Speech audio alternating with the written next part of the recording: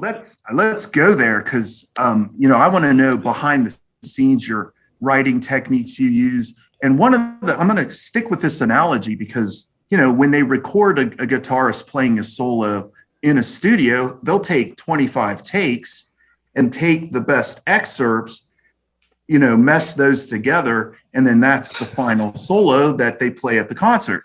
So I know that for a fact they do that in film. They'll shoot the scene from different camera angles, and then they choose the best one, the best combination for the final scene in the movie. In writing, do you perhaps take a scene in the book, write it solely as dialogue, then solely as description, or solely as motion and action, and then take the best excerpts and mesh them together? What are the creative techniques that you use to get that final result? It's such an interesting question because when I think back to the actor, I was in a very different, I'll call it, space. I was working full time.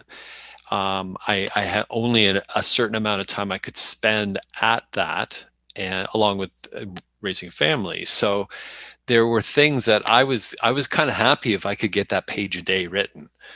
And what I was realizing as I started to put it together, that was just the first course, so to speak.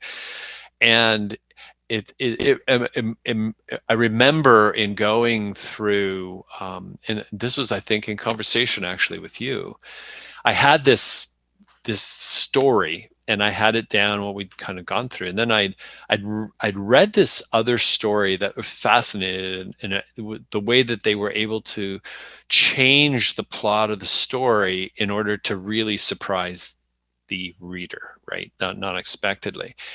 And I had said something to the effect, well, in my next book, and you kind of stopped me and you said, next book, what makes you think there's going to be another book?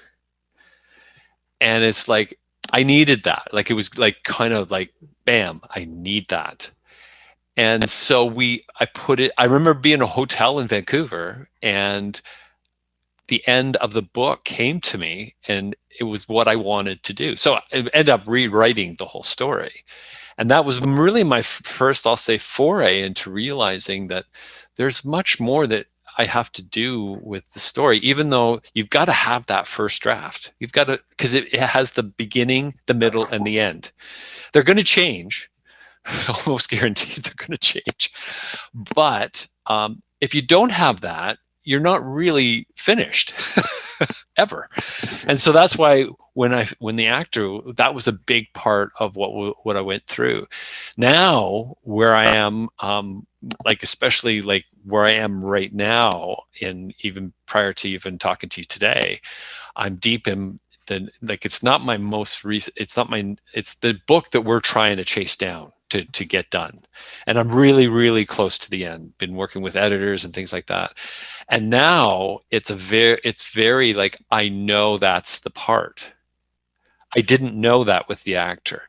So kind of it's like, get the book done. And so that's a fairly, I'll call it, step-by-step process. You're writing it down. You don't know where things come from. They might come from what you're reading, what you're seeing, who you're talking to, and how they meld their way into your story. Once that's completed with for me, the beginning, the middle, and the end, now this is when it starts to flesh itself out, and it starts to be, because to give it to anyone at that point, by and large, it's like, what are you even talking about? Like, what is this even about? But I have a handle on it. I have to bring that together until I work it until now. I can get it in an editor's hands, and then we can kind of start to unfold it from there. And I have a first time and second time reader as well, who kind of goes through it, starts to put those things. But now that's become the activity.